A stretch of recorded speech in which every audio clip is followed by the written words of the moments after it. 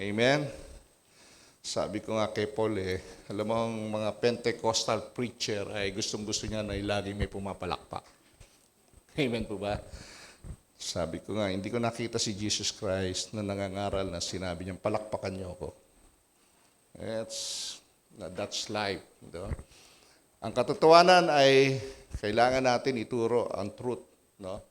Hindi yung kung ano lang gusto ng tao, kundi ano yung sinasabi po ng Bible para po tayo ay makapamuhay na may kabanalan sa mundong ito.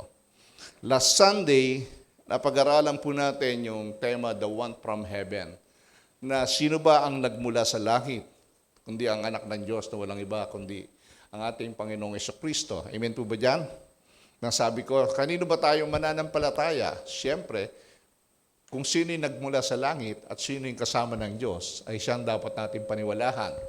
Dahil wala pang nagmula sa langit na bumaba dito sa lupa, kundi si Jesus lamang. Amen po ba dyan? Naniniwala ba kayo doon? Dapat, kasi yun ang katotohanan. So, balikan po natin lang yung dalawang verse, no, na summarize lang natin ng konti at medyo maiksi lang naman ito. Ang sabi po ng John uli, He who comes from above is above all. He who is of the earth belongs to the earth and speaks in earthly way. He who comes from heaven is above all. In verse 36, the last verse, whoever believes in the Son has eternal life. Whoever does not obey the Son shall not see life, but the wrath of God remains on him. So itong mga verses na ito, na mga binanggit ni John the Baptist, ay nagbigay po ng 5 reasons, di ba? For Christ's superiority to him. Mas mataas po si Christ sa kanya. No? Una, bakit? Bakit mas mataas si Christ? Kasi, Christ had heavenly origin. Kasi si Jesus Christ, ang origin niya ay sa langit. Di ba? Si John the Baptist ay nagmula naman dito sa lupa. Tama po ba? Kaya mas mataas po si Jesus. Hindi lang dahil sa langit at lupa, kundi yung pagiging kapangyarihan sapagkat si Jesus ay the Son of the living God. Pangalawa, Christ knew what was true by first-hand experience. Ay walang nagkwento kay Jesus Christ patungkol sa langit, patungkol sa Diyos. Galing mismo sa Kanya. Siya mismo ay naroon, na-witness niya. Di ba? According to verse 32. Christ's testimony always agreed with God. So, yung kanyang mga sinasabi ay lagi po nagmumula sa Diyos. Dahil walang sinabi si Jesus Christ nung nasa lupa siya na hindi nagmula sa Diyos. Pangapat, Christ experienced the Holy Spirit in unlimited manner. No, unlimited, no? Walang limit ang Espiritu ng Diyos na nananaan sa Kanya, na pinapahayag po sa Kanya, na anong dapat nakapangyarihan ang dapat niyang ipakita, anong miracle ang dapat niyang ipakita ay nagmumula ito sa Diyos sa pamamagitan ng banal na Espiritu. Amen? At yung panlima, Christ was supreme because the Father sovereignly had granted that status to Him. No? Kasi ibinigay ito sa Kanya ng Diyos. No? Kaya siya ang supreme, no? The preeminence of Jesus Christ, the eminent of Jesus Christ. Ngayon naman ay tatalo na po tayo sa chapter 4. No? Ng John chapter 4. Alam ko, very familiar kayo dito Hindi po ba? 1 to 15 muna tayo. Medyo mahaba-haba itong paliwanagan kasi. Hindi kasi ganun kadali yung eksenang ito sa John chapter 4 verse 1 to 15. Ito yung encounter ni Jesus with the Samaritan woman. Amen po ba dyan? Naalala niyo po ba yan? Saan sila nakita? Doon sa Jacob's Dam. Diba? No? Jacob's Well. Amen. At ito ay binigyan ko ng tema na talagang hirap maggagawa ng tema The man who loved without prejudice. No, ang taong nagmamahal ng walang pagtatangi. Then, sabi nga nung iba, unconditional love. Amen po ba yan? So, ano yung karakteristik? Ano yung katangian ng lalaking nagmamahal ng walang pagtatangi? What is the characteristic of man who love without prejudice? Ito yung ating pag-aaralan. No? At sino ba tong tao na ito na pinag-uusapan natin? Walang iba kundi ang ating Panginoong Jesucristo. He is the man with full of love, di ba? Si Jesus Christ, no? Kaya unang katangian na makikita po natin ay Jesus Christ is the man of peace, no? Pag ikaw ay marunong magmahal, punong-puno ka ng pag-ibig, ikaw ay tao na punong-puno ng kapayapahan. Sapagkat ang bunga ng banal na Espiritu ay kasama po na kay Kristo po lahat. Tingnan po natin sinasabi ng Galatians. But the fruit of the Spirit is love. So, napunan niyo po ba? Singular po. Di po ba? The fruit of the Spirit is love. Tapos sinabi, joy, peace, patience, kindness. Ibig sabihin po, yung mga yan, yung mga adjectives na yan ay mga byproduct po ng pagmamahal, ng pag-ibig. Na dahil siya ay punong-puno ng pag-ibig, siya po ay nagpapakita po ng kapayapahan, kagalakan, o pangunawa po sa tao. May kabutihan, may katapatan, diba? May kahinahunan at may pagpipigil sa sarili. Yan po si Jesus Christ. Yan po ang ating Panginoon na ating sinasamba. Na sinasabi na pagbaba rito sa lupa na ipapanganak, siya ay tatawaging Prince of Peace. No, yan po yung inihula po. Sinabi ni Isaiah, for to us a child is born, to us a son is given, and the government will be on his shoulders, and he will be called Wonderful Counselor, Mighty God, Everlasting Father, the Prince of Peace. Amen po ba? Mahalaga po ba ang kapayapahan? Pinakamahalaga po yan. Mahalaga po yan, ang kapayapaan. Dahil kapag ikaw'y walang kapayapahan, magulo ang isip mo, nawawala yung pagmamahal mo. Amen? Kasi nga, nararatel ka na eh. Hindi mo na alam kung anong gagawin mo. So, dyan po ay binigyan tayo ng background and setting on this encounter of Jesus with the Samaritan woman. No? Titignan muna natin yung first 6 verses ng chapter 4 ng Gospel of John. No? Basahin po natin. Ito yung ating. Now when Jesus learned that the Pharisees had heard that Jesus was making and baptizing more disciples than John, although Jesus himself did not baptize, but only his disciples, he left Judea and departed again for Galilee. So, umalis siya. Makikita po natin dito, siya po ay umalis sa Judea. Pero, nandun siya sa Judea during the time, at si John the Baptist ay nandoon din. Nagbabaptize sila sa tubig sa Jordan River. Hindi po ba? At makikita po natin, umalis si John the Baptist.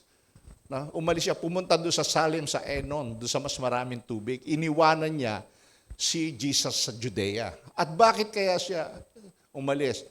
Upang makita po ng mga tao na si Jesus Christ. No? Ano bang ginagawa ni Jesus Christ nung siya nasa Judea matapos siyang bautismo ni John the Baptist? Diba? At patapos nag-fasting siya ng 40 days and 40 nights. Nang bumaba siya, nag-minister na siya. Anong ginawa niya? Ministry. He is preaching repentance. No? Kaya makikita po natin sa Bible po, pagdating po sa pananampalataya at salvation, napakahalaga po ng repentance. Sa pasimula pa lamang ng ministry po ni John the Baptist, sumisigaw na siya, repent for the kingdom of heaven is near. Si Jesus Christ din, nang mangaral siya, ay sinabi niya, repent. Si Peter din, nung nangaral siya, mababasa natin, repent. Si Pablo din, nung mangaral siya, sinasabi niya, you must repent. Naintindihan niyo po? So, napakahalaga po ng repentance.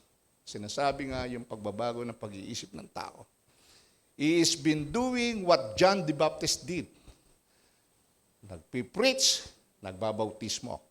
Yung ginagawa ni Jesus sa Judea. At makikita po natin doon sa chapter 2, di ba, nagkaroon ng overlapping period yung kanilang ministry. Kaya nagkaroon tuloy ng conflict between the disciples of John the Baptist and the disciples of Jesus, di ba? Nagkaroon ng ambuyuwa. Lord, sabi ng iba kay John, mas marami na ngayon doon sa nagpapabautismo doon kay Jesus na tinuturo mong Christ, ha? Diba? Nagkakaroon ng buyo. Natatandaan niyo pag-aaral natin. At si Jesus po, ay nagpakilala siya doon sa Jordan River at nagbabautismo po ang mga disciples niya. Kita po to ng mga religious leaders. At takot na takot po ang mga religious leaders dito. Bakit? Nauubos ang member nila. Parang sa panahon ngayon, marami na pong natatakot na mga iba na sa ibang pananampalataya, nauubos ang member nila. Amen po ba dyan? So si John baptizes himself. Nung siya nagbabaptize, sabi niya, "Behold, the Lamb of God who takes away the sin of the world." He is pointing to Jesus Christ. Di ba? At sinabi niya sa kanyang mga disciples, sabi ni John the Baptist, "Follow Christ. He is the Messiah. Go after Him," sabi niya. "I must decrease and He must increase." Di ba? Kailangan siya ang sundin niyo, hindi na ako. Ako ay forerunner lang, frontliner lang ako, tagapanguna lang. Sabi ni Jesus. Kaya siya ang sundan ninyo. No? So nagkaroon po ng transition dito. Kita nyo? Jesus is making and baptizing more disciples than John. Mas marami siya ngayong binabaptize kaysa kay John the Baptist. Kasi pinoint out na ni John the Baptist na siya. Hindi ako eh. I'm not the Christ. I'm not the Messiah. I'm not the Savior of the world. Jesus Christ. Kaya mga tao, doon nagsunuran. Pati nga yung si Andrew and John, di ba? Sinundan nila si Jesus. Natatandaan niyo po? At lahat pala ay nabaptize. Ang problema, bakit kaya mas maraming sumunod kay Jesus kaysa kay John the Baptist? Si Jesus kasi may added feature na ginagawa. Hindi lang siya nangangaral, hindi lang siya nagbabautismo. Nagmi-miracle pa siya. Yun ang advantage. Wow! Tubig naging alak na balita, di ba? Si John the Baptist walang miracles ang ginawa. Si Jesus ay maraming miracles na ginawa. No? Pinag-aralan natin yan. Si John the Baptist ay wala po. So Jesus has already begun to do His miracles and attraction is very profound. No, nakita na mata, and He is baptizing. Kaya mas marami pong lumalapit sa Kanya. Ito talaga, dito tayo, kasi ito nagmimiracle, nagpapagaling ng mga may sakit eh. Si John the Baptist, baptismo lang ng baptismo. Di ba? Kayo, pag may nakita kayo, kanino kayo lalapit? Siyempre doon siya nagpapagaling. Di ba? Dahil yun na may power. Kukuha niyo po? Kaya gano'n na nangyari sa ministry ni Jesus. So, Jesus' ministry ay umunlad, no? Lumawak yung kanyang ministeryo, no? Na lumikha naman ito ng problema. No? Lumikha ng problema. Kasi nakilala siya, at nagkagulo po doon sa Judea, nabulabog yung mga religious leaders, dahil dalawa na una, galit na nga sila kay John the Baptist, lumitaw pa to sa Jesus, mas matindi ang ginagawa, kaya nagkakaproblema ngayon. So, yung mga Pharisees ay nagalit kay John the Baptist, pero bakit kaya sila nagalit kay John the Baptist? Itong mga Pharisees. Kasi, yung mga religious leaders na ito, nung pumunta sa Jordan River, lumapit kay John the Baptist, na sana sila ay magpapabautismo, mababasa natin sa Matthew 3, ang sama ng pagsalubong ni John the Baptist doon sa mga religious leaders. Ano salubong nila? Ito salubong, maski na ikaw magagalit ka, di ba? Nang makita niyang lumalapit din sa kanya ang maraming Pariseo at mga Saduseo upang magpabautismo, sinabi niya sa kanila, "Lahi ng mga hulpong! Akala ba ninyo makakatakas kayo sa parusa ng Diyos?" Kung ikaw yung mga religious leader during that time, hindi ka matutuwa ka ba? Sabihan kang ulupong, di ba? Gagalit ka. Magpapabautismo kami, tapos bigla mo kami sasabihan ng ganyan. Kaya itong mga religious leaders to, galit ng galit kay John the Baptist to. Ginawa nila ng parahan para makulong to, para mapatay ito si John the Baptist. Mas lalo kay Jesus, di ba? No? Sabi pa ni John the Baptist, ang parusa at sumpa ay nasa mga ulo ninyo. Sabi niya doon sa mga pariseo. Di ba ang sakit po nun? Kaya hindi naging sikat si John the Baptist during that time sa mga religious leaders at sa mga followers po ng mga Pharisees at Sadducees. Mas lalong hindi sumikat si Jesus sa mga religious leaders, mas lalong nagalit. Bakit? Kasi nga, si Jesus, binabanatan na nila yung mga religious practice ng mga Pharisees at Judeos, ay, pagdating pa doon sa temple, pinagtatahog pa yung mga, sinira pa niya yung negosyo ng mga Pariseo doon. Di ba? Yung mga nagbibenta rin ng mga animal sacrificial offering, tapos yung mga money changer, at sinabihan pa nga mga pugad na mga magnanakaw. O ikaw, hindi ka ba magagalit nung kay Jesus? Kaya galit na galit po sila kay John the Baptist at kay Jesus. Kaya si Jesus Christ ay umalis muna, baka magkagulo pa. Why? Because Jesus doesn't want confrontation. He want peace. Dahil hindi pa panahon na siya'y patayin. Marami pa siyang ministry na dapat gawin, kaya kailangan muna niya ng kapayapaan. Ine-express niya muna yung love with the people. Kukuha niyo po? So, Jesus wanted to avoid premature confrontation. Ayaw niya muna niya ng confrontation. Dahil hindi pa oras, sapagkat marami pa siyang ministry na dapat gawin, marami pang plano sa langit na kailangan niyang mapulpil dito sa lupa. Pasimula pa lang to mayayari na kagad ba siya? Kaya kailangan niya ng konting iwas-iwas muna sa gulo. Payapa muna, payapa. Amen. Nakita niya na medyo nanggagalahitin na sa galit yung mga religious leaders sa kanilang dalawa ni John the Baptist. Kaya si John the Baptist umalis, umiwas, hiniwanan siya ron. At ganun din ang ginawa ni Jesus Christ. No? The reason Jesus left Judea is to avoid growing controversy. Di ba? Yung magkaroon ng pagtatalo, magkakaroon ng tuligsahan. Amen? Okay. Nung umalis siya sa Judea, saan siya dumaan? Eto. Verse 4 and 5. And he had to pass through Samaria. So he came to a town of Samaria called Sychar, near the field that Jacob had given to his son Joseph. Gumawa ko ng mapa para medyo makita natin na maganda. No? Sis, pakiyan yung geographical map ng yan. Kita ba? Kita ba? Okay, tingnan niyo po. Nandito si Jesus sa Judea. Okay? Kadalasan po, ang mga Udyo, dahil galing sa Samaria, ay hindi dyan dumadaan para mas malapit. Dito sila sumushortcut sa Perea. Doon sila dumadaan. No? Ang pinaka-shortest way from Judea to Galilee, kasi papunta si Jesus sa Galilee, ay dumahan muna siya sa Samaria. Sa Samaria siya dumaan doon sa ruta na yon. No? At yung iba naman, hindi sila dumadaan dyan, yung mga Udyo. Dumadaan sila doon sa ruta ng Perea, east of Jordan River. No?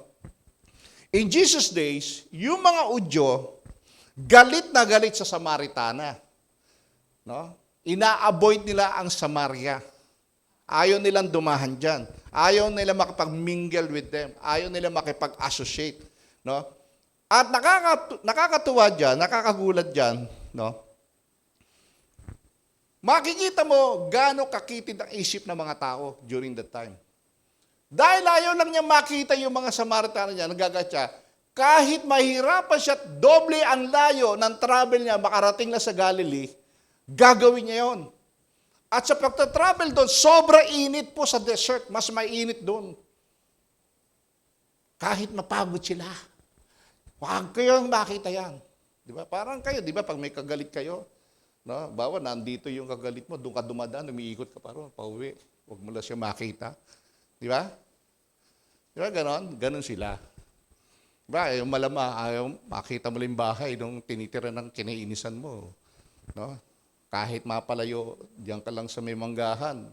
No? Doon ka lang sa panaderia nakatira, dito ka lang gagawin mo, iikot ka pa ron. No? Di ba? Para makauwi. Kasi naiinis ka. Ganon po yung mga Udyo. No?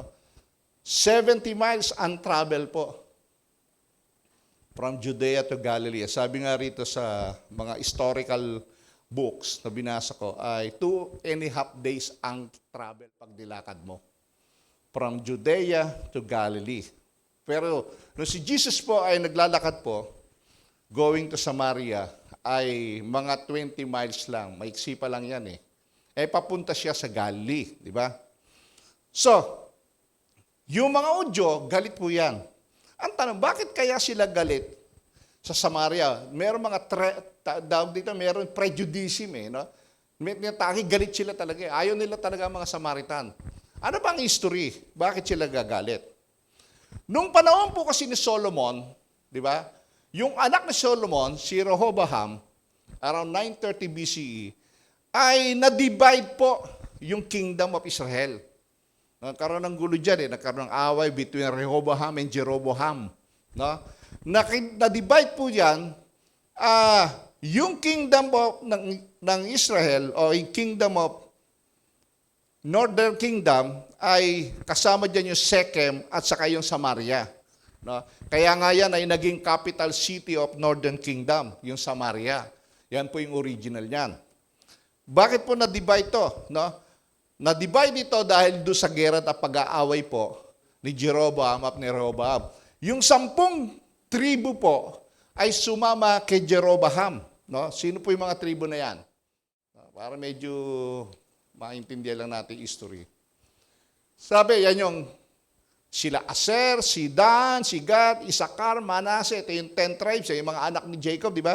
Naphtali, Reuben, Simeon, and Zebulun, at yung mga grandson of Jacob. No?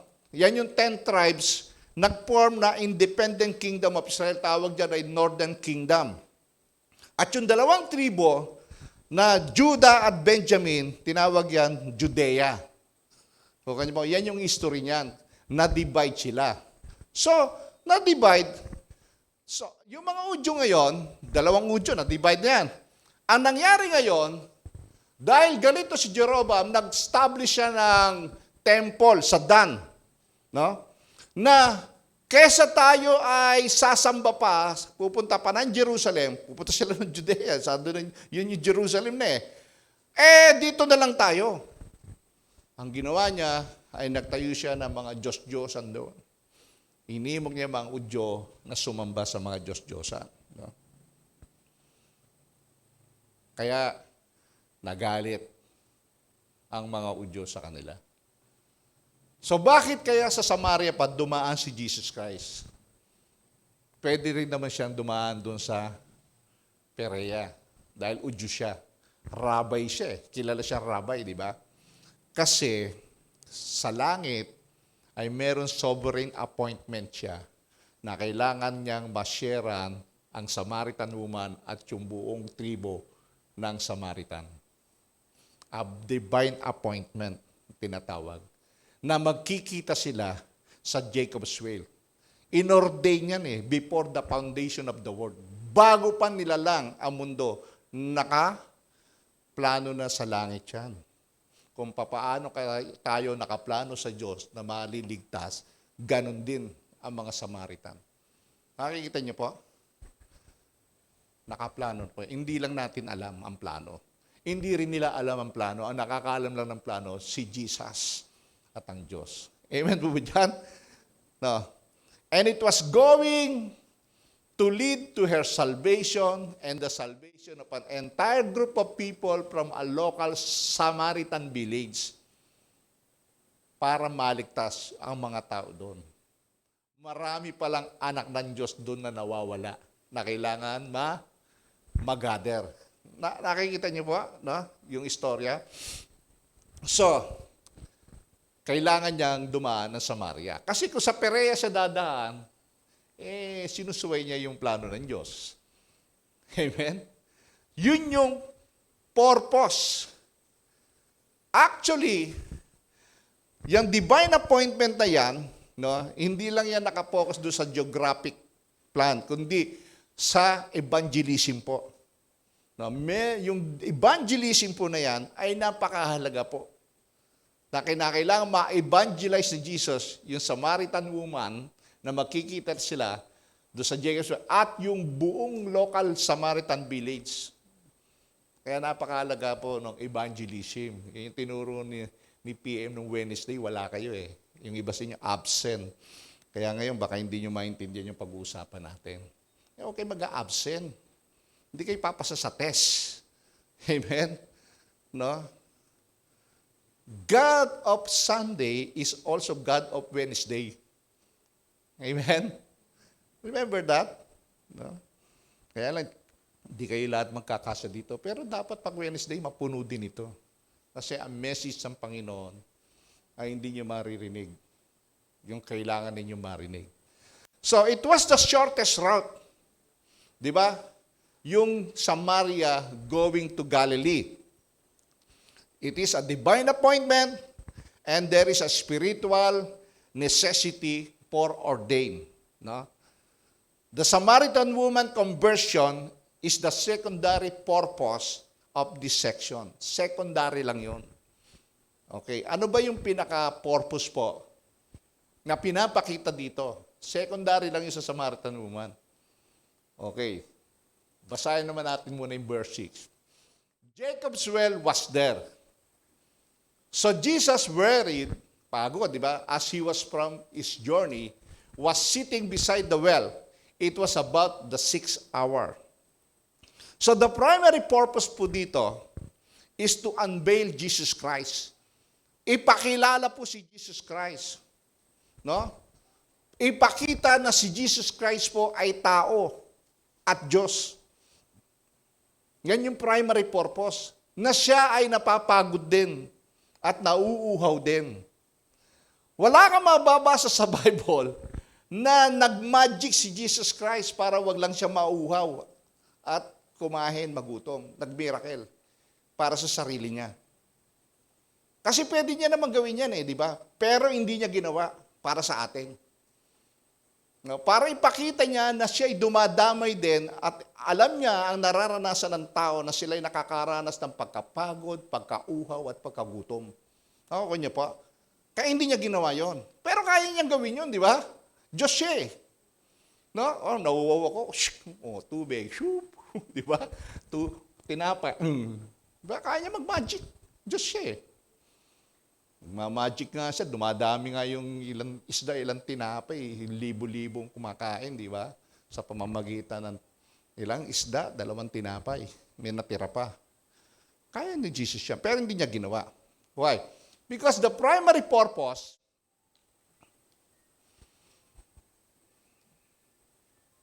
is to declare Jesus as the Messiah, the Son of God.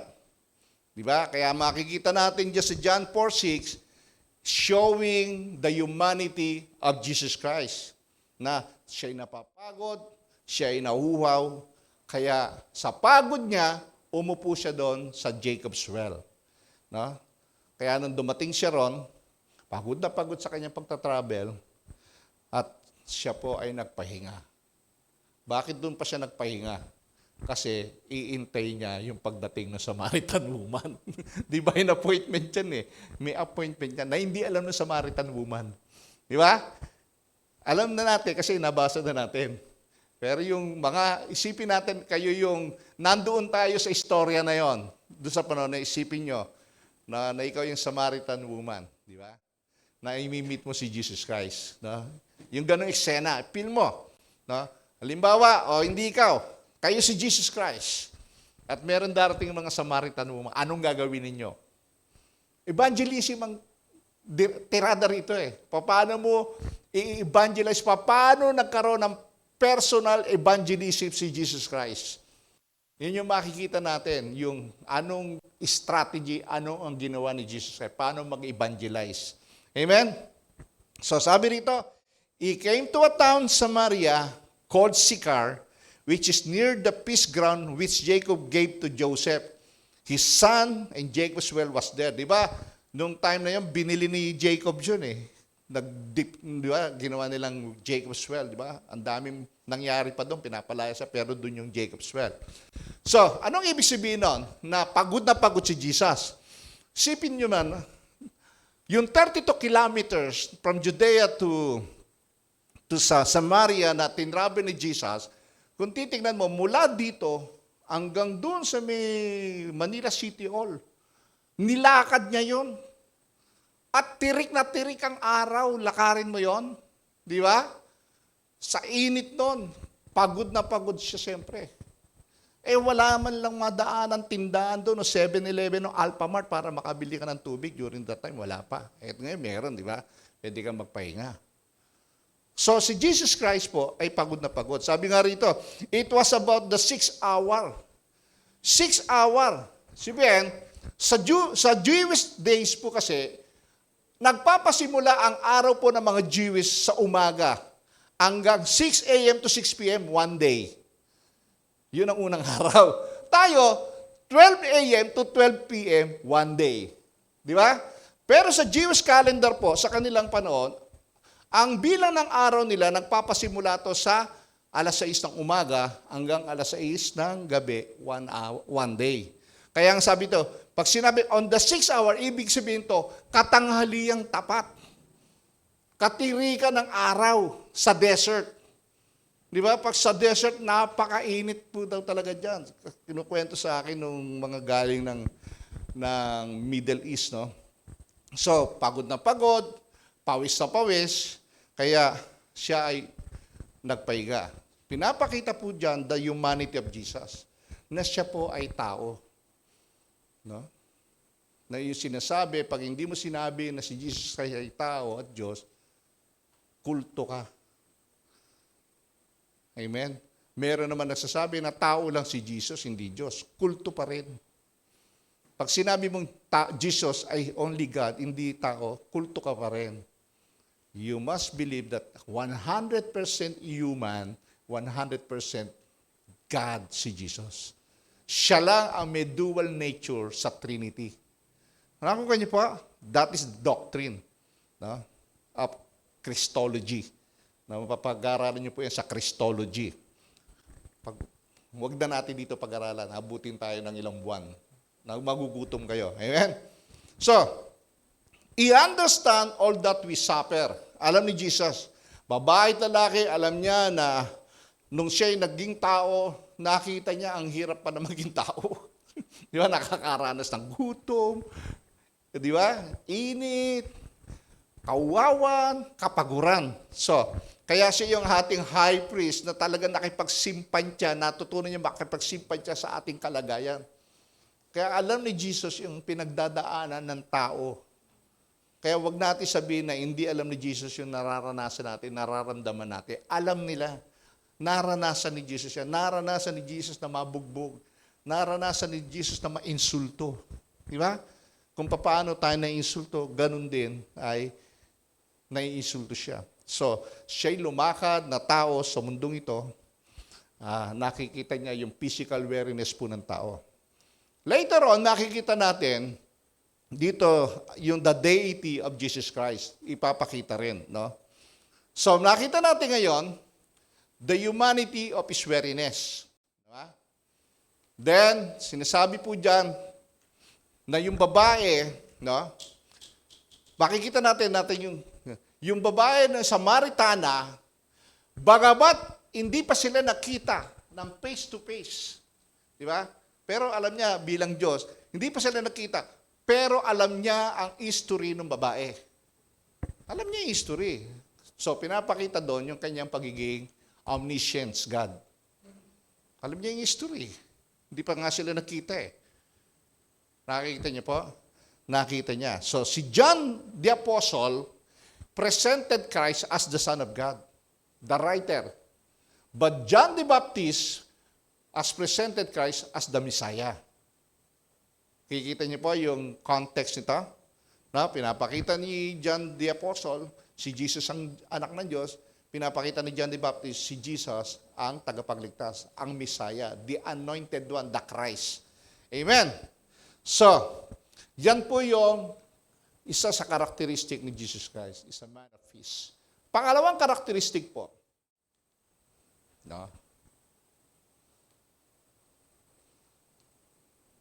Jesus Christ is the man who broke down the barriers. Si Jesus Christ po ang sumira doon sa hadlang between the Jews and the Samaritans. Pinutol niya yon. May barrier eh. Di ba? Nag-aaway, ayaw mag-usap ng mga Udyot, mga Samaritans. Di ba? Kasi mga hybrid Jews to. Yung mga Samaritana kasi, ito ay mga dating Udyo. No? Makikita natin. In John chapter 4, verse 7 to 9, ito ang sabi. There came a woman of Samaria to draw water. No? Jesus said to her, "Give me a drink." For his disciples had gone away into the city to buy food. The Samaritan woman said to him, "How is it that you, a Jew, ask for a drink from me, a woman of Samaria? For the Jews have no dealings with Samaritan." Gulat yung Nagulat yung Samaritan woman. Teka, Udyo ka. Di ba? Bakit ka humingi sa akin? Hindi naman dapat tayo nag-uusap. Magkaaway nga tayo ng lahi natin, di ba? Okay. So, paano ba nagkaroon ng problema yan? Yung nga sinabi ko kanina. Kasi yung si Jeroboam po ay nagtayo ng sambahan doon. Kaya itong mga Samaritan Jews na to, hindi na sila pumupunta ni Jerusalem. No? Tinuruan sila ng first king nila na si Jeroboam na sumamba sa mga Diyos-Diyosan. No, nag-sacrifice doon, nagtayo ng idol si Jeroboam sa tribe of Dan at tribe of Bethel. No? Doon sa Bethel. Later on, makikita natin sa kautusan po ni Moses, nang mahulog po ang Israel sa kamay ng mga Assyrians, ang utos daw, wag sila makikipag-intermarriage. Ang ginawa nila, itong mga Samaritan na ito, nakipag-intermarriage po sa mga Assyrians. Kaya ang tawag po ng mga Udyo dyan ay Samaritans as dogs. Ay mga aso. Masama po sa pag sinabing aso ka, mababang uri ka. Nakita niyo po, marumi. Marurumi kayo mga Samaritans. Kaya makikita niyo doon sa mga example ni Jesus Christ na tinatawag dito, kinukorek niya yung mga religious leaders, nagbibigay siya ng sample na ang mabuti ay ang Good Samaritan. Di ba? Kaya nagagalit yung mga religious leader. Ano kami, masama. Ito yung mga marurumi nga yung mga Samaritan na yan eh. Di ba? Nakakuha niyo po yung istorya kung bakit nagkaroon ng idwahan ang Udyo at mga Samaritan. No? Tawag sa kanila ng mga Udyos, mga Samaritan, mga aso kayo. Mga half-breeds, sabi niya. So, makikita natin, dito sa ating pinag-aaralan sa Book of John, yung pinakabuhod po ng message na ito ay patungkol po sa salvation. Pag-ibig ng Diyos. Balikan natin yung gospel po ng John chapter 20. Pakibasa nga po nyo, ano ba yung pinaka-sentro po ng gospel of John? Basa.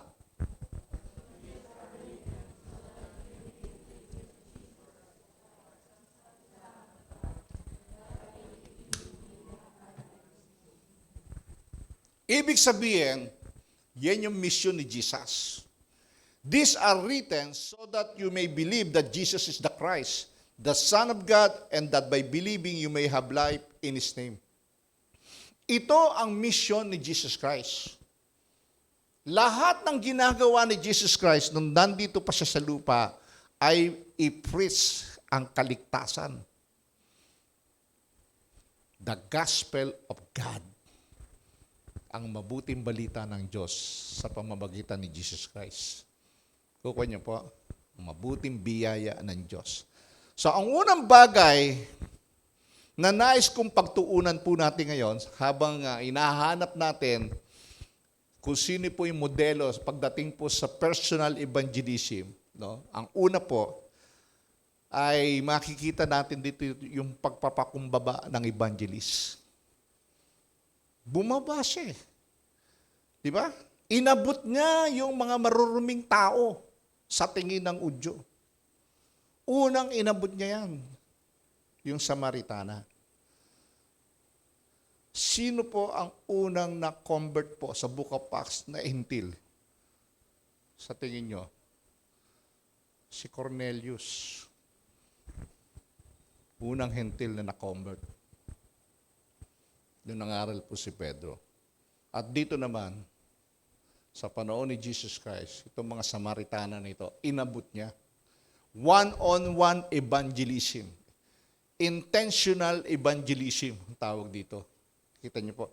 Na ito ang ipinapakita ni Jesus Christ sa atin na dapat marunong tayong mag one-on-one evangelism.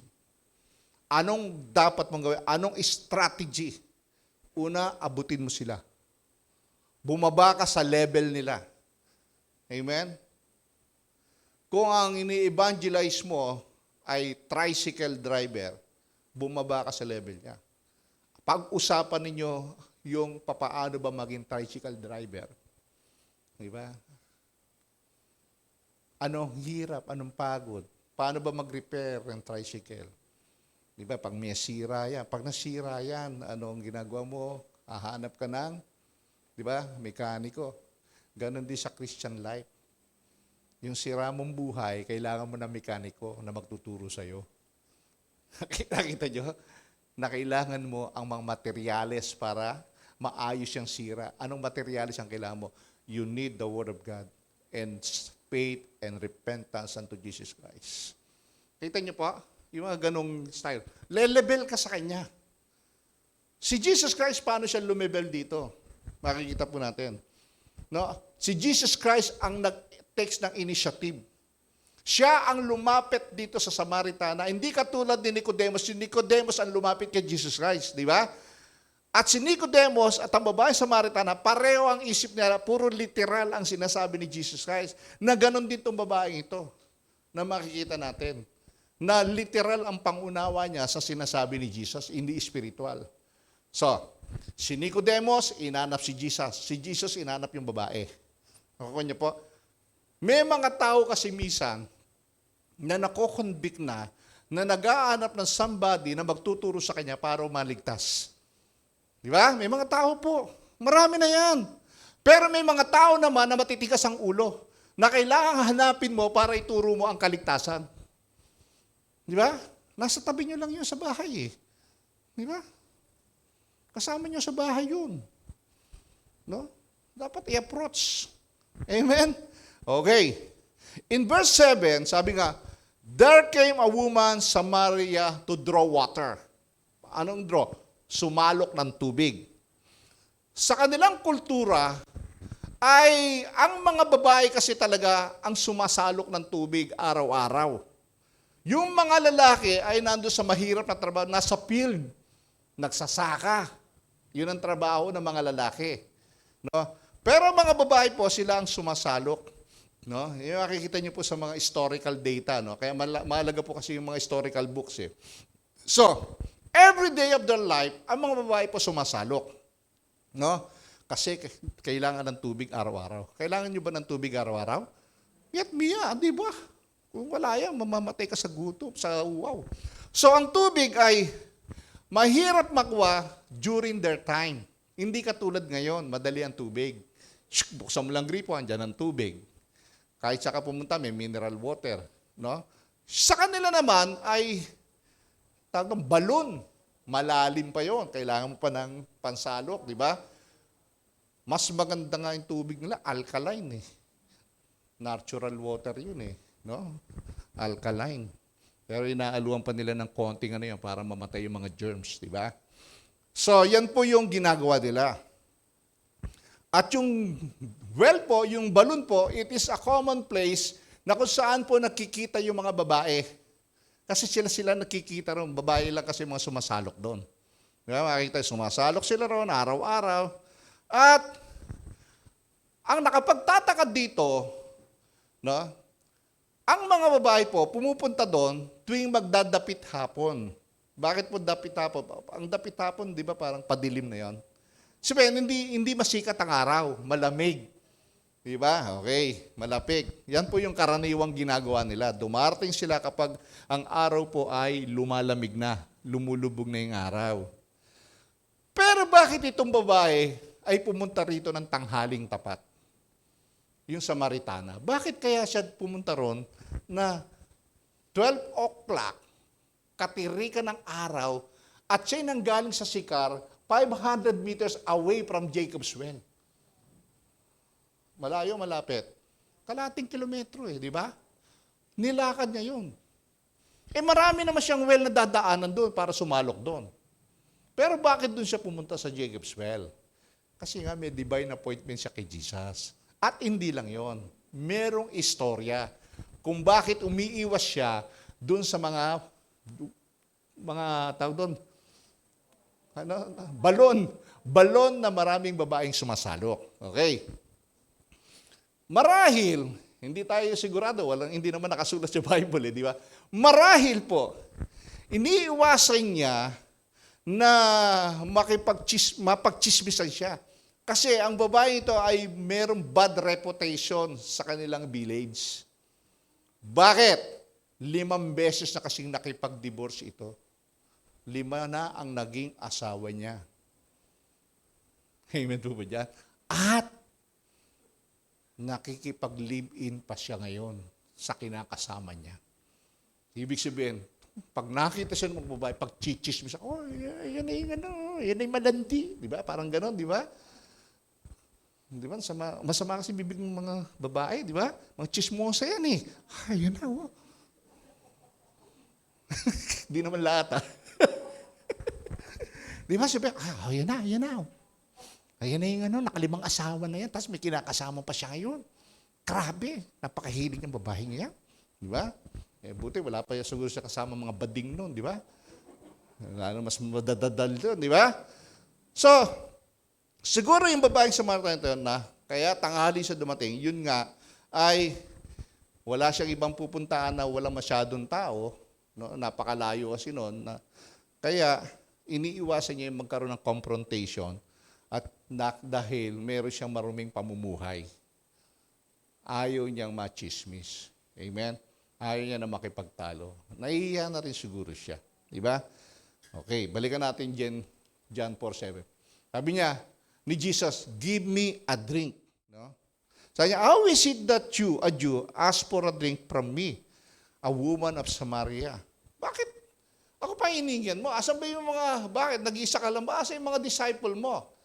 Wala nga Sa verse 8, bumili nga tinapay, pagkain di ba? Yung mga apostol, gutom Bumili nga ng pagkain. Kaya nga si Jesus hindi niya ginawa mag-magic para mawala yung gutom at uwaw niya. So kaya siya lang ang nag-isa doon. Umalis. Talaga nakaplano No, kasi kung dumating yung mga yun, makagulo pa, baka sabihin pa ni Judas na, bakit ka nakipag-usap dyan sa Udyo na yan, di ba? May manggugulo lang sa pag-evangelize niya. Minsan, di ba gano'n sa atin, pag nag-evangelize ka, may mga nanggugulo? No? Kamaniwala dyan, di ba? Meron. May mga gano'n, tama? So ito, talaga one-on-one. Talagang walang nanggugulo. So si Jesus Christ po, pinutol niya yung barriers, kinausap niya. May hadlang di ba? Tinanggal niya yung barriers because He loves the sinners. Mahal niya yung mga makasalanan at gusto niyang maligtas ang mga ito. He humble Himself. Inabot niya yung babae. No? Paano pagsimula to? Ang sabi niya, siya ang nag-take ng initiative. He says, give me a drink. Di ba? Iyon ang strategy. Kasi para magkaroon ng conversation, sa evangelism dapat, titignan mo yung taong i-evangelize mo, ano yung ilig niya. Sabi ko nga, kung doktor, paano ko evangelize? Doktor. Kayo na lang, doktor yan, di ba? O kabugado, mga pilosopo to. Diba? Tignan mo, pag-aralan mo yung field nila. Di ba? Nakuha niyo yung point? Si Jesus, nakita niya sitwasyon, tubig ang kailangan nito. Di ba? Inumpisa niya, pwede bang bigyan mo ako ng maiinom? Yun yun. So magkakaroon ngayon ng open conversation. Yung kanilang kultura na ayaw mag-usap ang mga Udyo at Samaritan naputol, nabuksan, di ba? Dahil siya mismo ang nag-approach, si Jesus mismo. Kasi yung love kasi yung nag-overflow kay Jesus yung kaabagan, di ba? Yung mercy and grace. Amazing grace nga to di ba? Yung kinanta kanina, ang ganda nga, connected So, yung Samaritan ay isang makasalanan, di ba? So, Jesus was breaking through the barriers of nationality. Jewish costume. Pinutol niya, tinanggal niya yung barrier ng buong Jewish costume. No? Pinutol niya rito. Binuksan niya, pinasok niya. No? Binulabog niya. No? Kaya galit sa kanya yung mga religious leaders. So, makikita natin, ang gospel po ay for universal. Di ba? Para sa lahat ng tao ang gospel. Na pinapakita rito na mahal ng Diyos ang tao, buong mundo. Na kinakailangan na marinig ng mga tao ang gospel of God, ang mabuting balita ng Diyos. Amen? Nang Diyos po ay nagpadala ng tagapagligtas. Yung kaisa-isa niyang anak. The one from heaven. At sa pamamagitan nito ay idine-demonstrate niya yung kanyang pag-ibig sa mga tao. He loves the world. He loves the people of the world. Because people was created according to their image. Amen? Tignan niyo sabi ni J.C. Ryle, isang reform pastors and writers. Sabi niya, matindi to This is a gracious act of spiritual aggression on the sinner. Grabe. Isang mabiyayang pag-atake. Di ba? Sa mga makasalanan. Inatake niya Jesus dito Mga sinner na to, pinasok nito No? Sa evangelism kasi, inaatake mo yung buhay ng tao No? Na merong pagpapakumbaba, na mababang approach, na may pagmamahal. It is a gracious act of spiritual aggression on the sinner. Kukuha niyo po? Atake ito Sabi niya, ito isang mabiyayang gawa ng pagsalakay sa spiritual life ng mga makasalanan na kailangan makakilala sila kay Jesus Christ. Ito yung diskarte ni Jesus Christ. No? Bagamat sa ating kultura ay hindi tayo masyadong dyan, di ba? Shocking kasi yan. Para bang sinasabi mo na napakasama mong tao, di ba? Ibang approach. Pinapakita pa rin natin yung pagmamahal na approach na merong, hindi sila masyadong mau-open, di ba? Katulad ng approach si Jesus Christ. Pingin naman tubig, di ba? Ganun lang ang approach niya Ang nagtataka, yung babae, bakit isang Samaritan woman ay sa kanya pa humingi yung Hudyo ay magkaaway ang lahi natin. At hindi yun, rabay ka pa. Di ba? Rabay si Jesus Di ba? So, ibig sabihin, ito isang paglabag sa pag-uugali ng kanilang kultura. Di ba? Na hindi dapat nag-uusap ang Hudyo at Samaritan. Especially, ang mga rabay po, no? Alam niyo po, inignan ko sa kumpare ko Binasa ko kay paring Google. Diba? Ang mga rabay po, they don't speak to woman in public. Even in historical book, makikita nyo, hindi sila nakikipag-usap sa babae in public. Bawal po yan. No? In fact, sabi nga rito, meron tinatawag na yung mga Pharisees and rabbis who were called the bruised and the bleeding Pharisees. Bakit sila tinawag the bruised and the bleeding Pharisees? No, anong reason why bakit sila bruised and bleeding Pharisees? Yung mga rabay po, kapag sila nakakita nakakita ng babae, natakbo, pumipikit siya, tumatakbo. Kaya nagkakantugtog sila. Ganun po sila.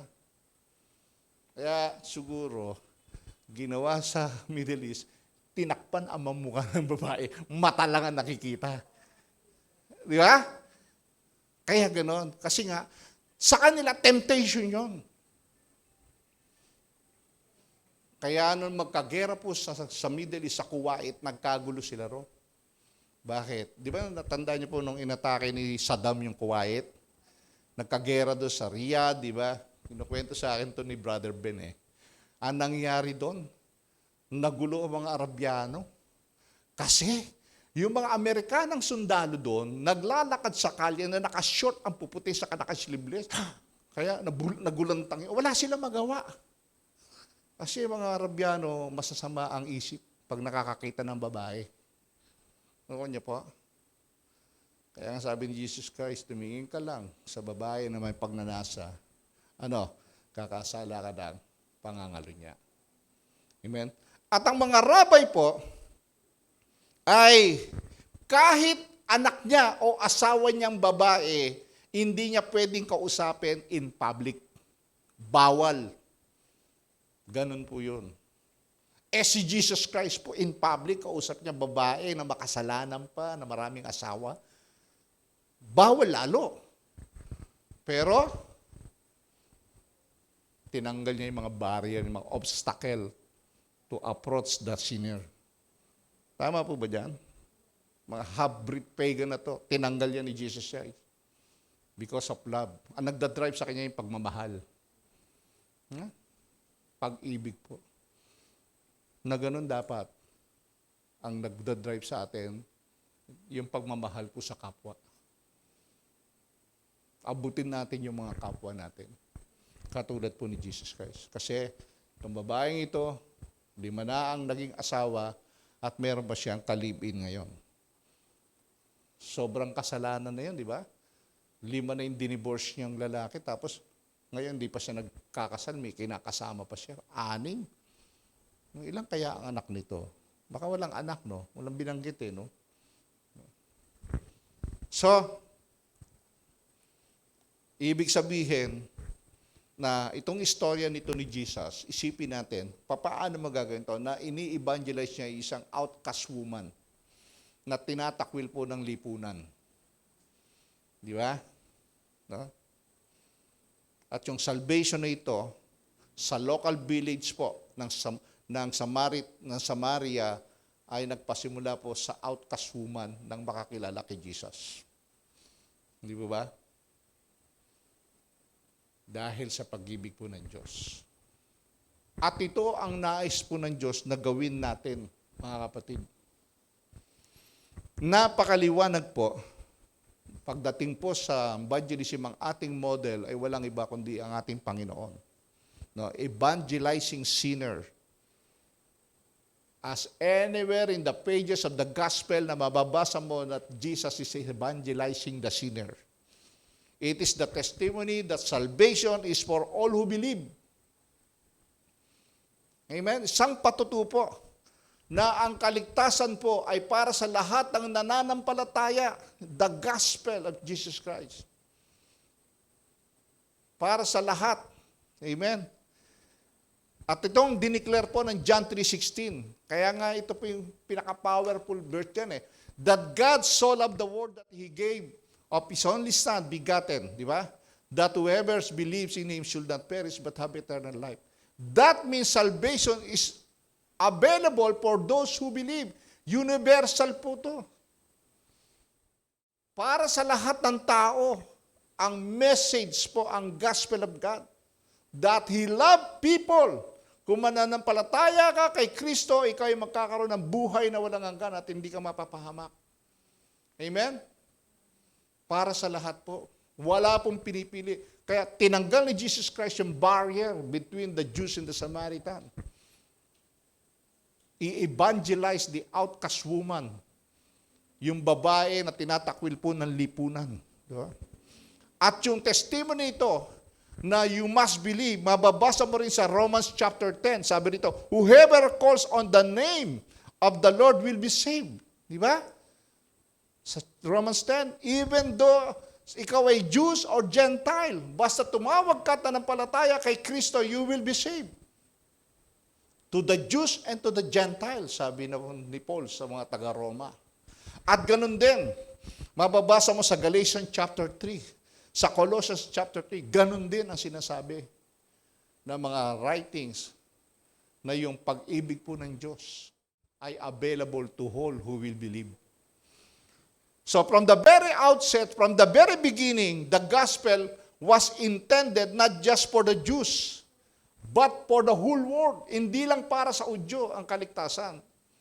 Ang mabuting balita para sa buong mundo.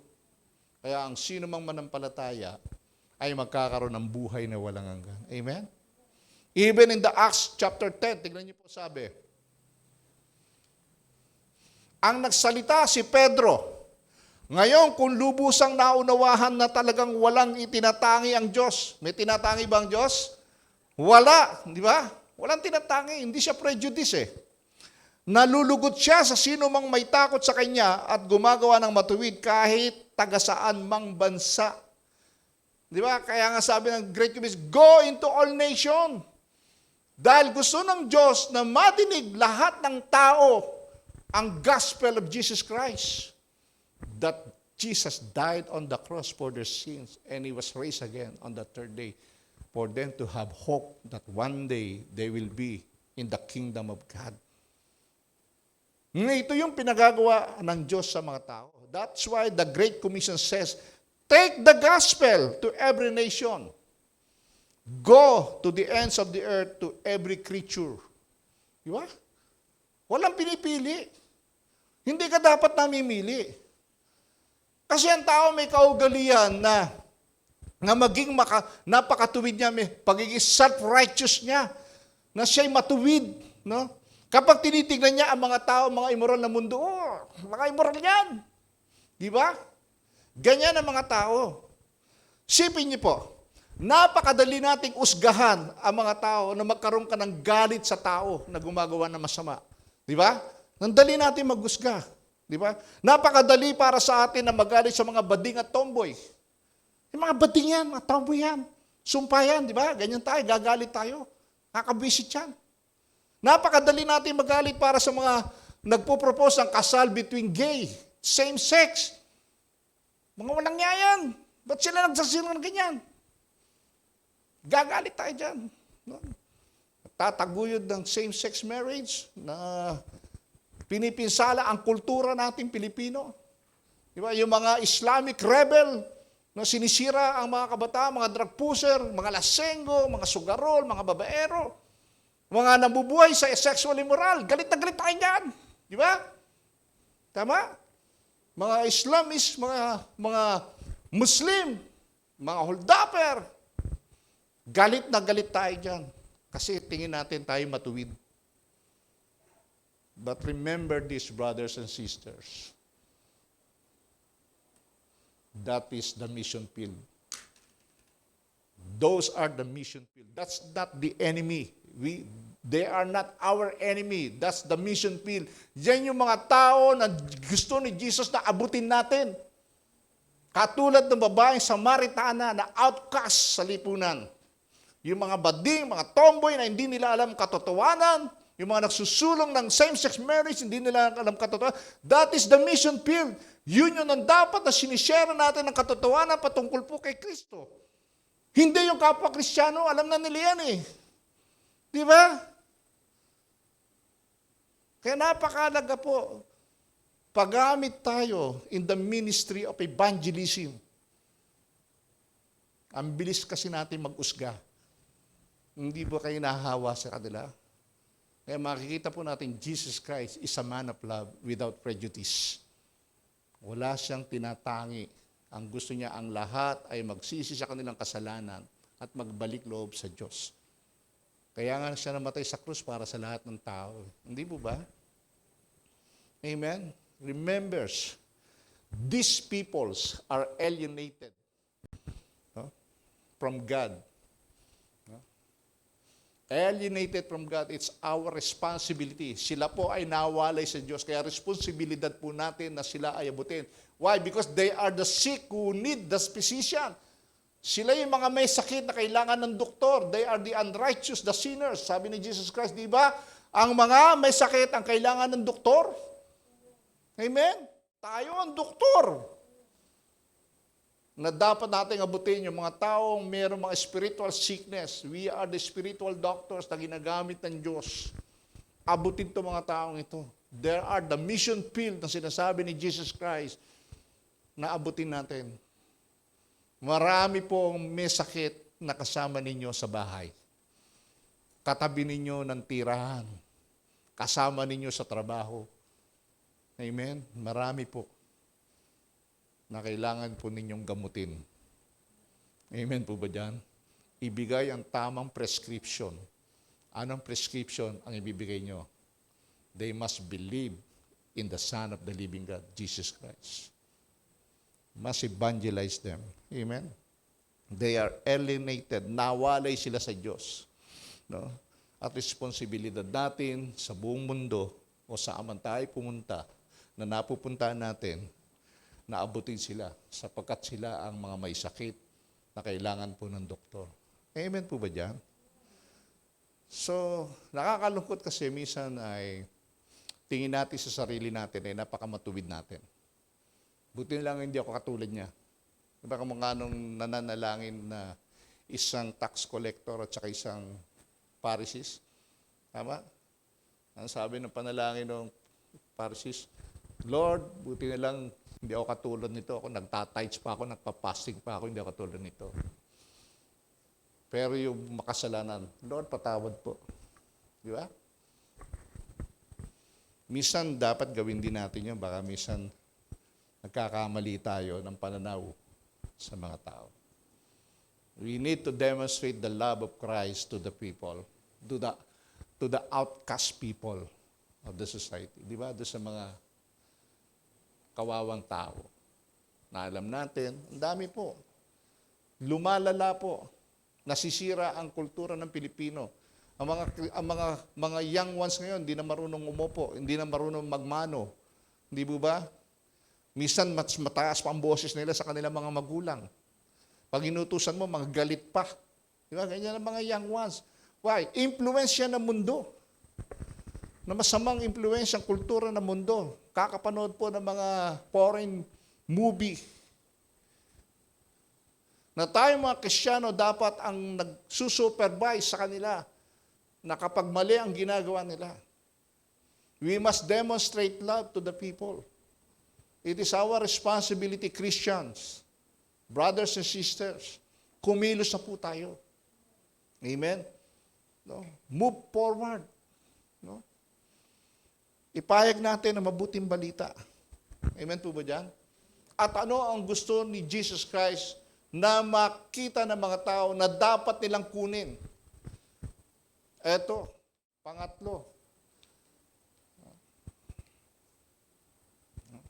Una, ano yung sabi? Jesus Christ is the man of peace. Ayaw niya ng gulo, di ba? Umalis nga siya. He broke down the barriers. No? Inabot niya ang lahat. Pangatlo, Jesus Christ is the man who give the living water. Si Kristo, dahil sa pag-ibig, ay siya magbibigay ng buhay na water. Ano tong living water na ito? Na sinasabi ni Jesus Christ, I will give you living water na kailanman kapag uminom ka ng tubig na ito, hindi ka na mauuhaw. Amen? God willing, next week po, biniting ko muna kayo. Para wag kayo mag-absent. Amen po ba dyan? Ano yung living water? Nakita po natin yung character po ni Jesus na walang tinatangi, minamahal ang lahat, di ba? Ayaw ng gulo, gusto niya kapayapahan, at gusto niya ang bawat tao po ay makalapit po, mahabot po natin. Tayo po ay instrumento po ng Diyos. Amen? So ano po yung conclusion? Tayo po lahat ay tumayo at banggitin po natin to. It is a declaration of faith. Isigaw po natin ng 3 beses. Okay? Basa. I will go into the mission field to proclaim the gospel of Jesus Christ. I will go into the mission field to proclaim the gospel of Jesus Christ.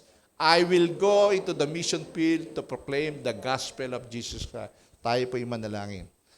Purihin ka, aming amang Diyos sa langit na makapangyarihan sa lahat.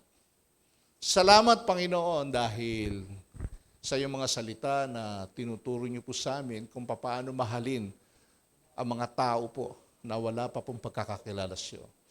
Paano po namin silang i-reach out, Panginoon, yung lalong-lalo po yung mga tao na outcast po ng society. Kahabag-habag po ang kalagayan nila. Kung wala pong ang mag-aabot sa kanila, paano na sila, Panginoon? Lord, we need the power of the Holy Spirit to desire, Lord, to reach out these people. Yung mga tao na nabubuhay sa kasalanan, na wala pa pong pagkakakilala sa iyo at wala pa pong ugnayan sa iyo, Panginoon. Gamitin niyo po kaming instrumento, Panginoon, upang ang mga taong ito ay makakilala po sa iyo.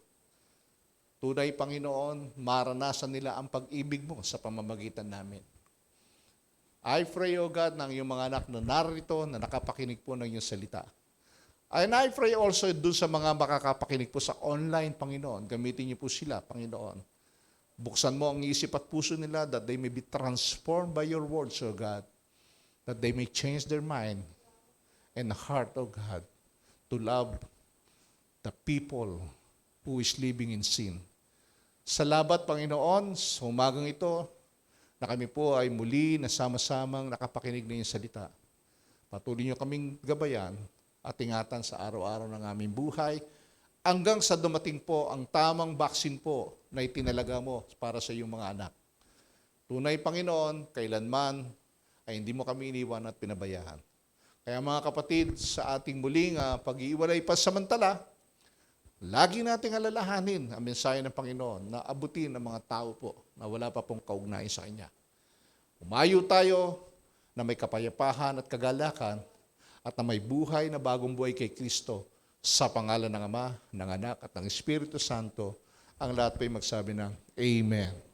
God bless po, mga kapatid.